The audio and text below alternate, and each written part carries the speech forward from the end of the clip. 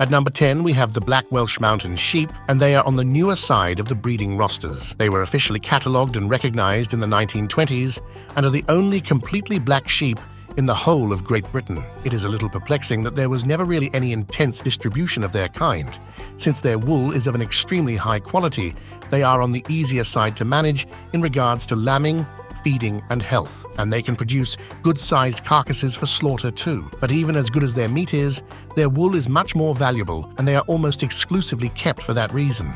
The Welsh are very proud of this unique breed that was developed on their home soil, so that might have something to do with why we don't see more of them in the northern hemispheres. They can be found almost exclusively in Wales, and breeding rams can sell for as much as $800. By keeping them in Wales, the Welsh have constructed a valuable rarity around them. As long as they don't go any lower in numbers, the Black Welsh is probably going to stay around for many more years to come. If you think 9,000 sounds dire, just remember in the 1990s, there were only 36 individuals of this breed alive. When the Navajo tribal authorities stepped in, they took the breed's conservation very, very seriously.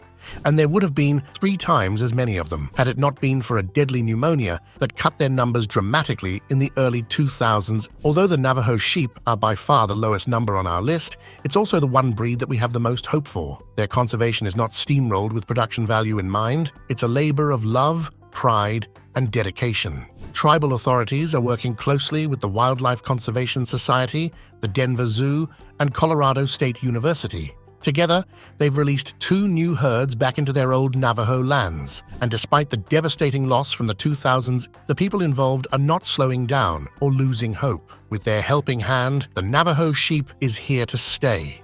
Jacobs were named after Jacob in the Bible.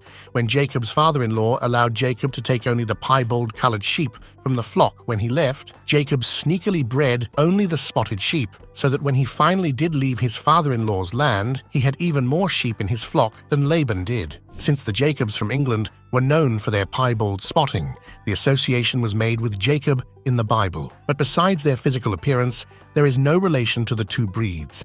Jacobs were established hundreds of years ago and still stands as one of England's most historical animals. But they were never really kept for market purposes. Nobles and royalty kept them just because they were such a magnificent way to show off their wealth and status. Their value was placed only on those horns, their size, and their unique appearance. The Jacob had only one job: prance around and show off for the lord of their land. So naturally, they never had any place on the market and therefore never took off in numbers. But the 1970s came with a new set of eyes and proper registries. When their dangerously low numbers were discovered, steps were immediately taken to preserve the breed. And the best way to do that was to convince farmers to actively breed them for a purpose that could generate income. Luckily, the Jacobs are excellent meat sheep. They lamb very well, their wool is perfectly serviceable, and they are surprisingly hardy and disease-resistant, so there is interest in preserving them for both their history and their production. Texels are an interesting breed, to say the least. The yellow fleece they carry just makes them stand out by a mile, but that's not why they are so valuable. Texels have some of the highest muscle masses per pound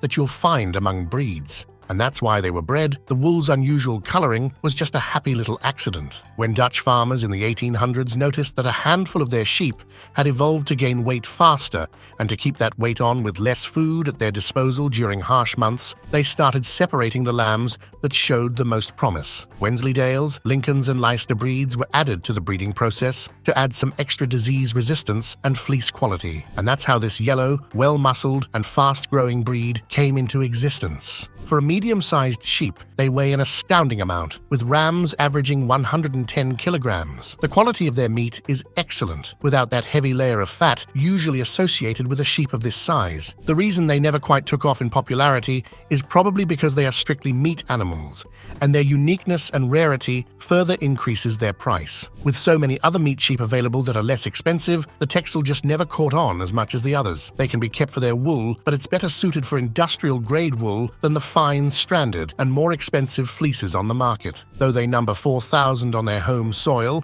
there have been quite a few sales to private breeders across the world, so it's impossible to say how much their population truly is outside of the Netherlands. And just one breeding-grade ram lamb can cost you $1,500, so no wonder they aren't more actively bred.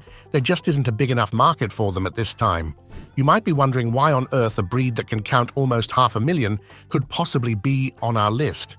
It's not how many there are alive today, it's about how many hundreds of thousands have disappeared in just the space of 40 years. 40 years ago, there were 1 million Icelandic sheep in rotation, but wildly fluctuating weather conditions, disease, and just the simple fact that they had to compete on the market with other sheep that had better and cheaper fleece and meat all played a part in their sudden drop. They are, however, a very good milking sheep, and their milk is still the milk of choice in Iceland. Given the fact that they are a multi-purpose breed on their home soil at least, means that they probably won't fade out in Iceland itself, but there really isn't much use for them outside of their homeland. It's expected that the steady decline will continue to plague the breed, but for now, Iceland is holding on to the sheep that was originally cultivated by their Viking ancestors. California variegated mutant sheep is quite a mouthful, so we'll stick to its other name, the California Ronaldy, for now. The California Ronaldy is still low in numbers simply because they are still being developed. In the 1960s, a farmer by the name of Glenn Aidman noticed an unusual pattern in one of his lambs when he crossed two popular breeds, a Romney ram and a Rambouillet ewe. The badger-faced color pattern around the lamb's face cropped up again when he bred the pair the next year, and so he spent almost 20 years selectively breeding the lambs that showed this same coloring. Only in the 80s did he allow some of his flock to be dispersed so that breeding pockets could be established with plenty of ram swapping to keep the flocks from inbreeding. The California Ronaldy just needs a little more time to get itself fully established, and with the work and proper management that's been so seriously taken on, we are very positive about the outcome of this fine wool producer. Right now, their fleece prices are extremely high, but that's just because there are still so few of them around right now. But keep watching this space, they are bound to get their hooves into the market with a few more years under their woolly coats. Shetland's number at only 3,000 on their home turf in Scotland. There are quite a few more of them all over Europe and even some in the USA. But these flocks are rarely kept with their own kind, and they are often interbred with other breeds to improve their fleece quality and general health. So only those in Scotland, which are very strictly monitored for purity, are counted in the official register. The Scots are very determined to keep the breed to the highest standard possible. The Shetland's ancestor, the Scottish Dunface, has already died out completely, and the Shetland is now all that remains of that ancient breed that once reigned supreme before the Iron Age. So we don't blame Scotland for fiercely protecting the standards of the Shetland. Their wool quality and prices can fluctuate wildly since they are so often bred with other species of sheep in other parts of the world. But when it comes from the original stock, from Scotland, it's almost certain that their wool will be the softest and highest grade you can find on the market. Gulf Coast sheep came about when the Spaniards started bringing sheep across the ocean and into the US in the 1500s. They weren't picky about what kinds of sheep they brought, and they bred indiscriminately between the various breeds that they could get their hands on. But the mixed bag of genetics wasn't a bad thing at all. For the most part, they had a high quality of meat. Their wool was surprisingly high grade, and they adapted well to almost every environment that they were brought to. But the quality of their wool did fluctuate a lot when mixed genetics cropped up from time to time. So they were never really a high-income animal to begin with. This uneven production value kept them from really stepping into the large-scale market. But after a few hundred years, the breed stabilized, and their wool kept its high value permanently. Sadly, this came a little too late, because by that time, other, more productive breeds had taken their place, and there just wasn't any room for them anymore. There are currently a few breeders, mainly focused in the southern states of the US, that are very actively trying to get their numbers up, but honestly, there just isn't enough interest to take on the task at a larger scale. There's just no way to tell where the Gulf Coast sheep will be in a few years. With more awareness and better funding, there are just enough of them left to save the breed. For now, at least.